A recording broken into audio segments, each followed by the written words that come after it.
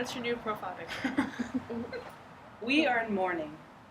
There is no doubt that our nation is still, months later, feeling the devastating effects of the tragic shooting at Sandy Hook Elementary in Newtown, Connecticut.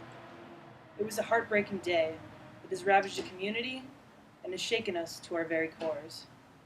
That day, we saw firsthand the profound, destructive power of firearms when they are used to commit evil acts.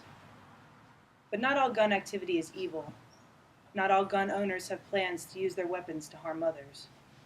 Not all gun rights advocates are fighting to use their guns unlawfully. In fact, the majority of gun owners buy their firearms for the very opposite purpose. They own their guns to protect themselves and their families from those who might use such destructive power irresponsibly or even to commit unspeakable atrocities. They own their guns to deter criminals from entering their homes and robbing them of their hard-earned property. They own their guns, perhaps not even to use them, but to obtain a feeling of security and safety, a peace of mind. So this begs the question, who are we to deny these law-abiding, hard-working Americans their Second Amendment right to bear arms, especially in light of the fact that hundreds of thousands of Americans report using their guns defensively every year? There is no question that guns can take lives. But it is also an undeniable fact that just as they can take lives, guns can also save lives. Criminals will always work to access guns, and it is true that we must make it more difficult for them to do so.